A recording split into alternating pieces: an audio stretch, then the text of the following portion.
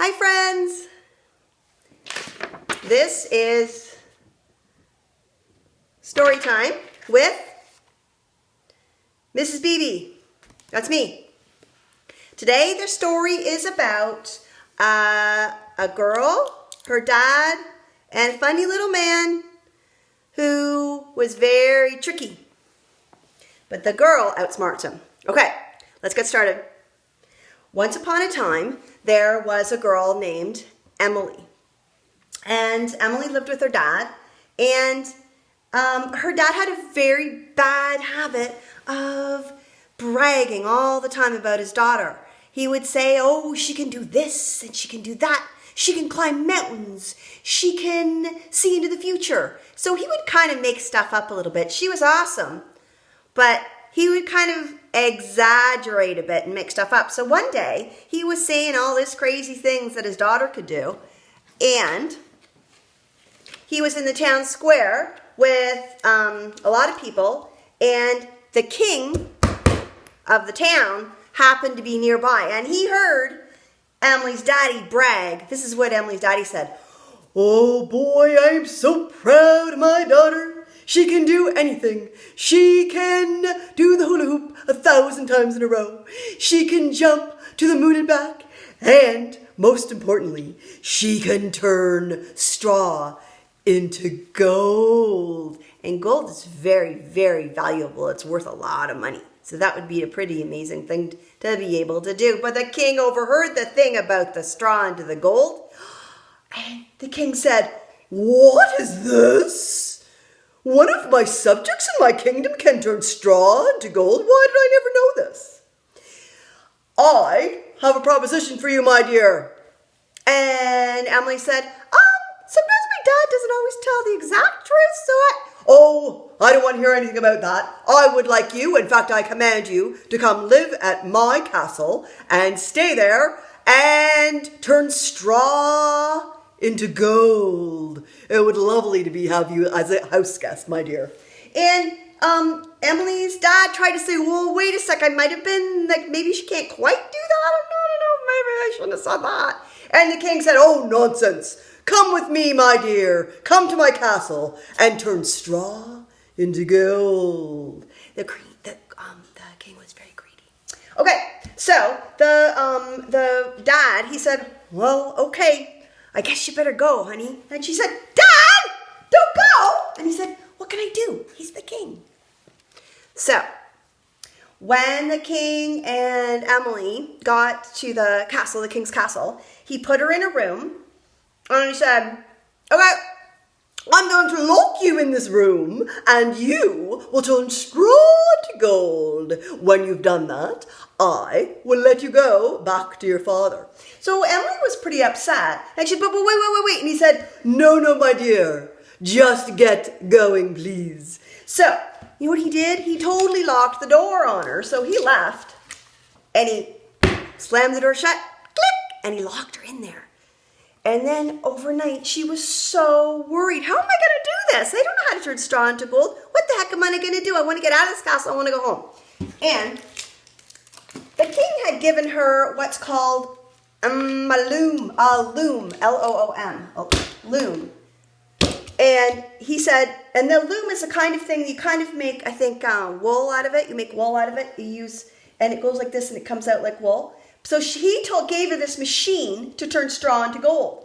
But she had a bunch of straw here, and she spun it, hoping against hope that gold would come out here, but it didn't. It stayed straw, because of course she can't do this. What human could do this? No one can turn straw into gold.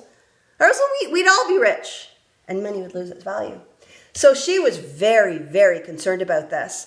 But then, all of a sudden, a funny little man appeared. This guy right here. And she looked at him and she said, oh, funny little man, what are you doing here? And he said, well, my dear, I heard that you need to turn straw into gold. And I, funny little man that I am, know how to turn straw into gold. So she said, okay, do it, because he's coming back. So the funny little man got to work, and he turned straw into gold. And by the time the king came back the next morning, look what he found. A whole pile of straw like gold. And he said, "Oh my goodness, I knew you could do this. Well, my dear, do it again." And so he made her stay the next night too. So he locked her in again. And then Emily was saying, "Well, how the heck am I going to do that for a second night in a row? I don't even really know how it happened the first time." So that same night, the funny little man appeared. And he said, "Oh, I see you need to turn straw into gold again, my dear. I'm here to help. But this time, I need something from you." And she said, "Well, I could give you my watch that I earned with my part-time job working at the grocery store." And he said, "No, I want your firstborn child because I want to be a daddy. I have always wanted to be a daddy, and I have never been able to be a daddy, so I would like your firstborn child." And she said, Fine. She never expected to give the funny little man her firstborn child, but she had to get out of there, so she'll figure that out later. So she said, "Okay." And then he worked all night, and he made even more gold. And then he hightailed it out of there before the king came back in the morning. The king came back in the morning, and he came in and he said, "Oh my goodness, you have made straw to gold again. Now, my dear, you may marry me and live happily ever after." And she said, "No thanks. I don't want to marry a guy who locks me up, forces me to turn straw into gold. You're a very selfish man. I don't want anything more to do with you." And he said, "To each his own, you may leave." So she laughed happily.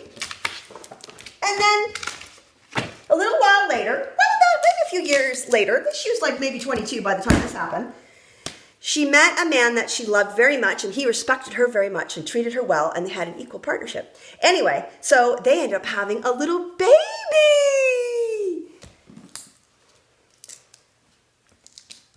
One day after she had her baby, and her baby's named Junie Moon, guess who showed up at their door?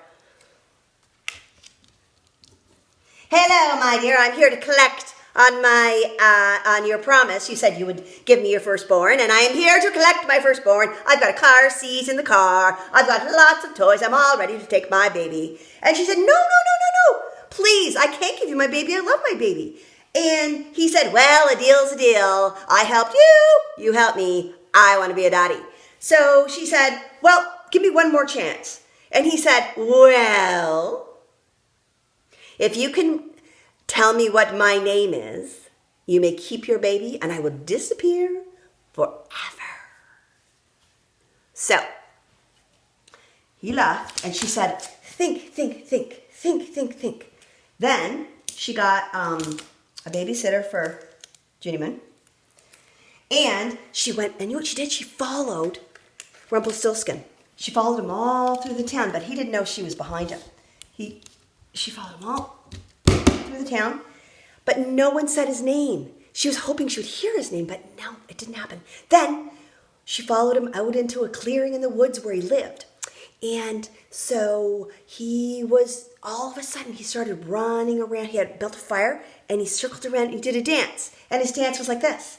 He sang this song. He said, "Oh, I'm gonna be a daddy, 'cause I outsmart my Emily. I'm gonna take Junie Moon, I'm gonna be a daddy, 'cause she'll never know my name is Rumplestistskin." And she heard every word. She was standing behind a tree, so she realized, I know his name now. So the next day she ran home, and the next day she was holding her sweet beloved Junie Moon. And who should knock at the door? Of course, funny little man whose name we now know. And he said, "Why, hello, Emily, I'm here to pick up my baby." And she said, "Oh, not so fast." And she said, "I know what your name is now." And he said, "You can't possibly know my name." And she said, "Is it, let me think, Cade?" And he said, no, my name's not Kate. I'm going to have a baby. And she said, is your name Ariel? And he said, I'm not even a girl. Of course, that's not my name. And then she said, is your name Rumplestistskin?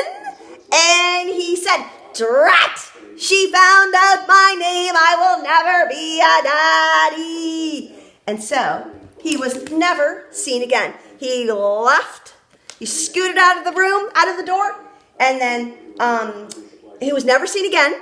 And Emily and her little baby Junie Moon and her partner, who I don't have a picture of, they lived happily ever after.